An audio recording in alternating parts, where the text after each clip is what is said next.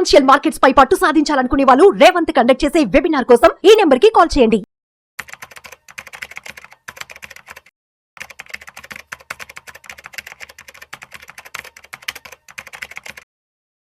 నమస్తే, welcome to Suman TV. నేను వెల్లి చక్రధర్. ఇవాళ చాలా మంది అడిగే క్వశ్చన్ ఏంటంటే, నన్ను ఇప్పుడు వార్ జరుగుతుంది కదా, అంటే యుద్ధంగా ఉంది బయట మార్కెట్ అంతా. సో ఇప్పుడు మనకి స్టాక్ మార్కెట్లో ఎలా పరిస్థితి ఏంటి, ఇన్వెస్ట్మెంట్ చేయొద్దా, చేయాలా, లేకపోతే ఇట్లాంటి టైంలో ఏదైనా పాస్ చేయాలా, ఇన్వెస్ట్మెంట్స్ ఆల్రెడీ మన రన్నింగ్లో ఏమైనా ఎస్ఐపిస్ ఏమన్నా స్టాప్ చేయాలా, అలా మనం చాలా మంది ప్యానిక్ అవుతున్నారండి. యుద్ధం వల్ల ఎటువంటి ప్యానిక్ అవ్వాల్సిన అవసరం లేదు. ఎందుకు చెప్తాను రీజన్స్ నేను. ఇప్పుడు చూడండి, స్టాక్ మార్కెట్ అనేది వాలటాలిటీ అనేది ఏదో కారణం వల్ల వస్తుంది. ఒకసారి కోవిడ్ కావచ్చు, ఒక టైంలో వార్ కావచ్చు, ఇంకో టైంలో ట్రేడ్ వార్ కావచ్చు. ఇట్లాంటి మనం చూస్తున్నాం. ప్రతి ఒక్క రీజన్, ఏదో ఒక రీజన్తో మనకు స్టాక్ మార్కెట్ అయితే పట్టడం జరుగుతుంది. అయితే ఇప్పుడు చాలా మంది అనుకుంటుంది ఏంటంటే, ఈ యుద్ధం కనుక కంటిన్యూగా అయితే, చాలా టైం పడితే, లాంగ్ ప్రాసెస్ అయితే కనుక స్టాక్ మార్కెట్లో ఒడిదుడుకులు బాగా ఉంటాయి అంటున్నారు. ఇప్పుడు చూడండి, మనం ఒక సైడ్ ఆఫ్ ఎ కాయిన్, ఒక యుద్ధం అనేది చూడండి, ప్రతి ఒక్క కాయిన్కి 2 సైడ్స్ ఉంటాయి. ఒక సైడ్ ఆఫ్ ఎ కాయిన్ ఏంటంటే, మీరు చెప్పినట్టుగా మనకి యుద్ధం జరుగుతుంది. మరి ఇంకో సైడ్ ఆఫ్ ఎ కాయిన్ ఏంటి అంటే, ఎకానమీ, ఇండియన్ ఎకానమీ చాలా స్ట్రాంగ్గా ఉంది. ఇవాళ టాప్ 10 ఎకానమీస్లో కూడా జీడిపి ఎవరిదన్నా హైయెస్ట్లో జీడిపి ఉంది అంటే అది ఇండియాదే, 6%గా ఉంది. మిగతా చూస్తే చైనా 4%, అలాగే మనకి యూఎస్ చూస్తే 1.8 అట్లా ఉంది. ఇంకా జర్మనీ, జపాన్ అయితే 0.6 అలా ఉన్నాయి. సో ఇప్పుడు చూస్తే మీకు అంతా గమనిస్తే కనుక మనం ఆల్రెడీ టాప్ 4కి వచ్చేసాం. అంటే వరల్డ్లో టాప్ 5 ఎకానమీస్లో మనం ఇప్పుడు 4th పొజిషన్కి వచ్చాం. రాబోయే రోజుల్లో వితిన్ 2028 కల్లా కూడా మనం అనేది 5th పొజిషన్ నుంచి మనం 4th పొజిషన్కి అయితే వస్తున్నాం. సో ఎట్లాంటి టైంలో కనుక మనం చూస్తే మన స్టాక్ మార్కెట్ చాలా గణనీయంగా పాజిటివ్గా వేలో వెళ్తుంది. సో కాబట్టి మనం ఒకవైపు వార్ చూద్దామా, లేదా ఇంకోవైపు మన గ్రోత్ స్టోరీ చూద్దామా. ఇప్పుడు చూడండి, యుఎస్ నెంబర్ 1లో ఉంది, చైనా నెంబర్ 2లో ఉంది, అలాగే చూస్తే ఇప్పుడు జర్మనీ నెంబర్ 3లో ఉంది, మనం నెంబర్ 4లో ఉన్నాం. సో నెంబర్ 5లో ఇప్పుడు జపాన్ ఉంది. సో మనం ఇప్పుడు రాబోయే రోజుల్లో కూడా మన ఎకానమీ ఎంత స్ట్రాంగ్ అవ్వబోతుంది అంటే, we are going to be in the 3rd పొజిషన్. సో మనం ఇట్లా 3rd ప్లేస్లో ఎప్పుడైతే మన ఎకానమీ అనేది వెళ్తూ ఉందో, ఇట్లాంటి మనం చూడాలి తప్ప ఇట్లాంటి తాత్కాలికంగా టెంపరీగా ఈ వార్స్ని చూసి మనం భయపడకూడదండి. ఇప్పుడు చూడండి, ఇండియా జీడిపి ఎంత బాగుంది అంటే టాప్ 6 అని చెప్పుకుంటున్నాం. అంటే ప్రపంచవ్యాప్తంగా ఇవాళ చాలా కంట్రీస్కి మనం చాలా డిపెండ్ అయ్యారు, మన మీద డిపెండ్ అయ్యారు వాళ్ళు. సో ఒక టైంలో 2000లో కావచ్చు, లేకపోతే మనకి 1971లో కావచ్చు, అప్పుడు పరిస్థితులు వేరుగా ఉన్నాయి. అప్పుడు ఇండియా మంచి పొజిషన్లో లేదు.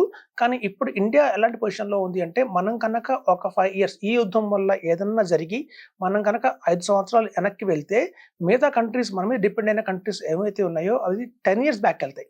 సో కాబట్టి ఎవరికి కూడా ఈ యుద్ధం అనేది ఇష్టం లేదు, ఎలాగోలా ఆపడానికి ట్రై చేస్తారు.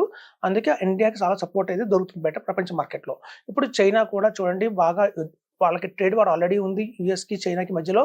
సో కాబట్టి ఏంటంటే, అలాంటి టైంలో ఇండియాతో కూడా మళ్ళీ గొడవ పెట్టుకుంటే ఇంకా ప్రాబ్లం అవుతుందని చెప్పి చైనా కూడా చాలా కామ్గానే ఉంది.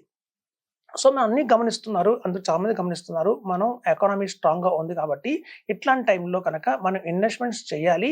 ప్రతి ఒక్క డ్రాప్ని, ఏదో రీజన్ వల్ల వచ్చే ఈ డిప్స్ని మనం ఆపర్చునిటీగా తీసుకోవాలి.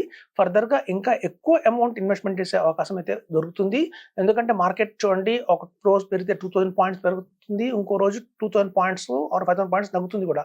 ఇంకా ఇక్కడి నుంచి చూస్తే మీరు రాబోయే 6 మంత్స్లో ఇదే వార్ కనుక కొంచెం కంటిన్యూ అయితే ఎస్, మార్కెట్ పడే అవకాశం అయితే ఉంటుంది. ఒక 3000 పాయింట్స్, 5000 పాయింట్స్, 10,000 పాయింట్స్ పడే అవకాశం ఉంటుంది.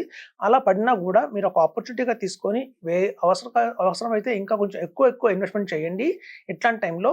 ఎందుకు అంటే రాబోయే 2028, 29 కావచ్చు, ఇండియా ఒక మంచి ఫేజ్లోకి వెళ్తుంది. అప్పుడు మీరు ఎప్పుడు పెట్టిన ఇన్వెస్ట్మెంట్ యొక్క ఫ్రూట్ని ఆ రోజు చూస్తారు. మనం ఇంకో విధంగా ఆలోచిద్దాం. ఇప్పుడు యాక్చువల్గా చూస్తే మార్కెట్ మనకి ఈ ఆగస్ట్ నుంచి కూడా బాగా పెరిగే అవకాశం ఉంది. ఒకవేళ ఈ యుద్ధం కనుక రాకపోతే ఈ పాటికి మంచి ర్యాలీ అనేది మనం చూసుకునే వాళ్ళం.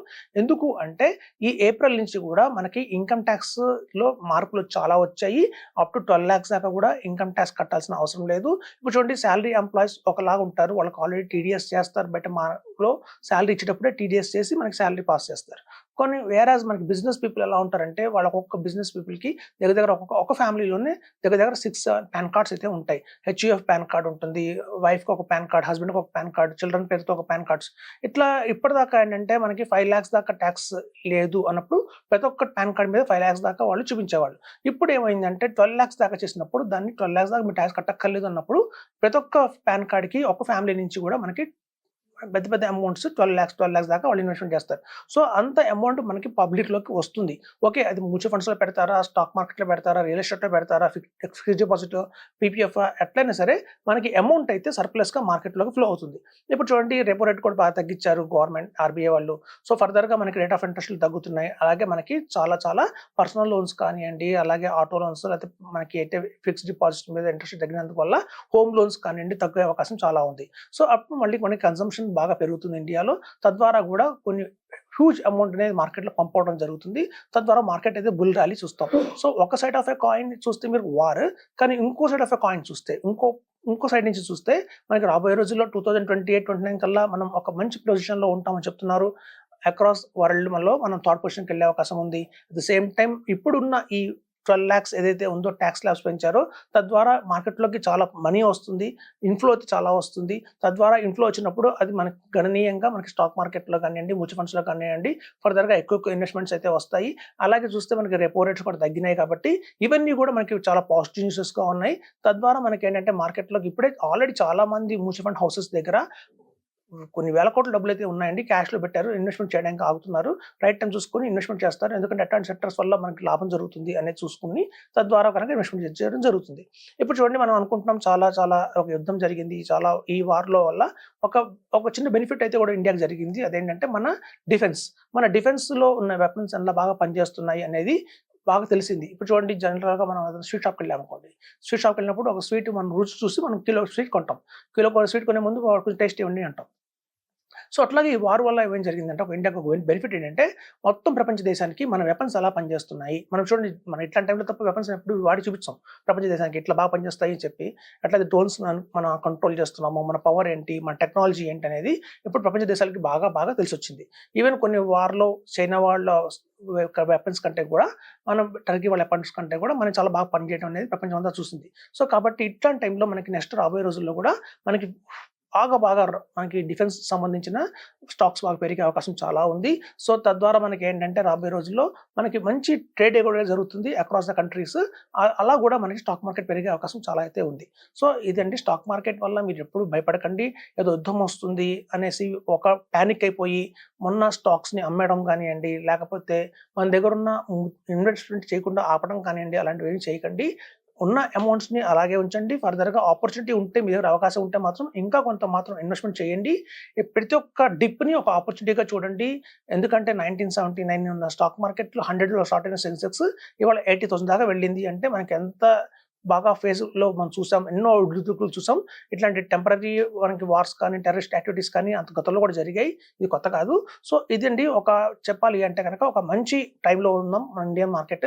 మన ఎకానమీని ఇంకో సైడ్లో కూడా ఆలోచించండి. ఓన్లీ కేవలం వార్ అని చెప్పి అదొక్కటి మీరు ఎక్కువ న్యూస్ విని, చాలా వచ్చే ప్రతి 100 న్యూస్లో కూడా 80 న్యూస్లు ఫేక్గా ఉంటున్నాయండి, జెన్యూన్ గట్టిలిటీ లేదు వాటిల్లో. మీరు అట్లాంటి ఫేక్ న్యూస్ విని ఇంకా ప్యానిక్ అయిపోయి మార్కెట్లో బయటకు రావడం కానివ్వండి, ఫర్దర్గా ఇన్వెస్ట్మెంట్ చేయడం ఆపేయడం కానివ్వండి, ఎస్ఐపీలు ఆపేయడం కానివ్వండి చేయకండి. సో మనకి రాబోయే రోజుల్లో వితిన్ 2 yearsలోనే మీరు మంచి గ్రోత్ చూస్తారు. ఈవెన్ 1 lakh బియాండ్ కూడా వెళ్ళిపోతుంది స్టాక్ మార్కెట్. సో కాబట్టి నేను చెప్పేది ఏంటంటే, ఎప్పుడు కూడా ప్యానిక్ అవ్వకండి. న్యూస్ వినేసి మీరు అసలు కామ్గా ఉండండి, ఇన్వెస్ట్మెంట్ చేయండి. ఫర్దర్గా ఆపర్చునిటీ ఇంకా ఎక్కువ ఇన్వెస్ట్మెంట్ చేయండి, స్టాక్స్ని పెంచుకోండి. సో మ్యూచువల్ ఫండ్స్, ఎస్ఐపీస్ చేయండి. అలాగే పిఎంఎస్, ఏఏఎఫ్, స్మాల్ కేస్ ఇవన్నీ కూడా మంచి ఇన్వెస్ట్మెంట్సే. సో అన్ని కూడా ఆర్బీఐ మన సెబీ కంట్రోల్లోనే ఉంటాయి. సో ఒక మంచి ప్రొఫెషనల్స్ హ్యాండిల్ చేస్తారు. సో కాబట్టి మీ సొంత నిర్ణయం కాకుండా ఒక ప్రొఫెషనల్స్ ద్వారా మనం ఇన్వెస్ట్మెంట్ చేస్తే రాబోయే రోజుల్లో అత్యధికంగా మంచి లాభాలు అయితే పొందొచ్చు చెప్తున్నాను. Thank you.